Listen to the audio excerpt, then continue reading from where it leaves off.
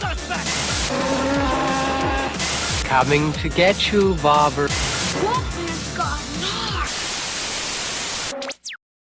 Hi guys, my name's Barry and welcome back to the channel. Today we're going to be talking about Hellraiser Hellseeker in the Hellraiser franchise. This is the 6th movie in the franchise and there was a familiar face at the very beginning. When I first saw Kirsty, who was back from the previous first 2 movies, when I first saw her I thought she looks familiar because I didn't even recognise her to start with. And I'd never ever thought she would come back. And when I saw her I was like, she looks familiar, and I had to actually go into IMDb as the movie was playing. I thought, oh god, it's Kirsty from parts 1 and 2. So that was welcome because there was no connection since the 2nd movie in this Hellraiser franchise. Each movie was its own individual movie, and it's the same with this one as well, but at least we have a familiar face. Unfortunately for Kirsty, and unfortunately for us, she dies in a car crash at the very beginning, and her husband Trevor is in the car with her. Trevor survives, and then after the scene where they look like they're having fun and they crash and she dies, it cuts to Trevor being taken into a hospital, but it is a dreamlike state because he comes to after he's having the dream, and the doctors are talking to him as if it happened quite a while ago. So the start of the movie was a bit ago. It doesn't say when, but we just know that it's before what we're looking at just now. And he's trying to get maybe some medication to get rid of these nightmares. Trevor finds this old beat up business card and he thinks he saw it before because it cuts to way before the crash when the business card is intact, and that's when he himself starts to investigate, just like we saw in the last movie. This is like an investigation movie, and I did mention, and I'll mention it again, this wasn't a Hellraiser movie to begin with. The story itself, Hellraiser and Pinhead, was just plopped into this script as with the next couple of movies. The film has similar vibes to the previous film, where Trevor, just like Joseph in the last movie in Inferno, Trevor sees other women, he's a bit of a sleazebag, and it cuts to those scenes in the lead up to him and Kirsty being in the car. So he is a bit of a seedy guy cheating on Kirsty, but we also find out that he gives Kirsty the puzzle box as a present.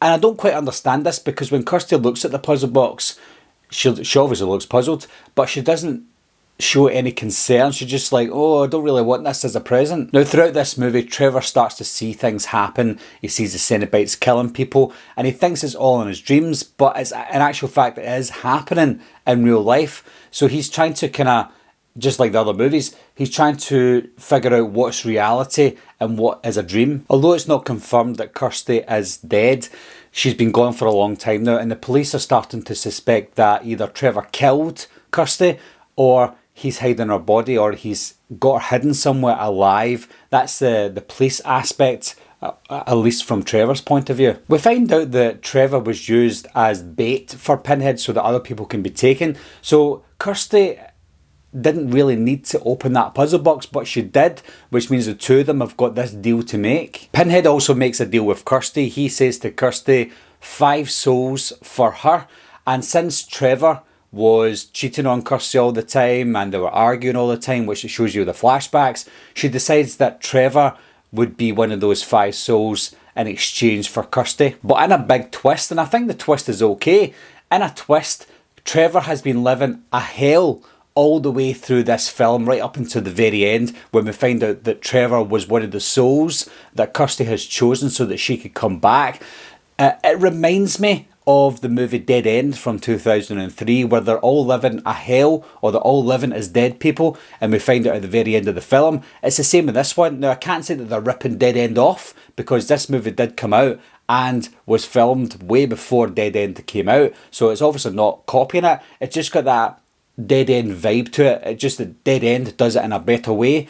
But at the same time, when we find out that Trevor has been living this hell all the way through the film, it was okay. But again, it reminded me of Hellraiser Inferno as well because of what happened at the end of that movie. So it's nothing new, but it is something that I welcome in the films. But it's only an angle that there seemed to be going at the moment because it wasn't really a Hellraiser movie. They just had to put Hellraiser in there. But they probably utilised that storyline as best as they could. At this moment in the franchise, it feels like the Hellraiser movies are just knocking off A Nightmare on Elm Street at this point.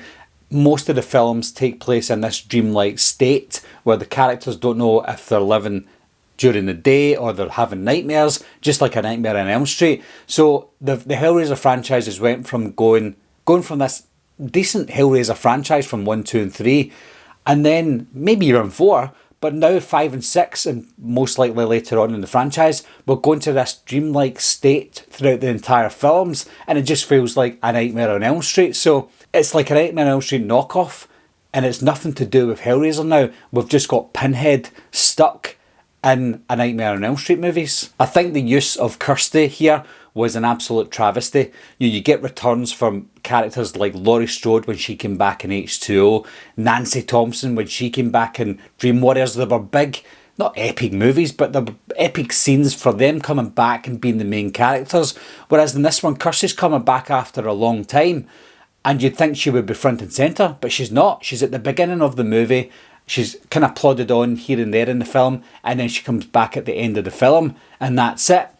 So her coming back was, to me, supposed to be something good, but she was just useless. Overall, guys, I think the story was weak. The acting felt like a TV movie from Channel 5 in the UK, or a sci-fi film for you guys in the US. Nothing about it was really redeeming. And then after we got Hellraiser Inferno, I thought, okay, these movies might be picking up again, but that was quickly squashed with Hellraiser Hellseeker. So what do you guys think of Hellraiser Hellseeker? Do you think it was a good movie at all? And were you excited to see Kirsty back? As always, guys, thanks a lot for watching. Thanks for subscribing, and I'll see you soon. Bye-bye.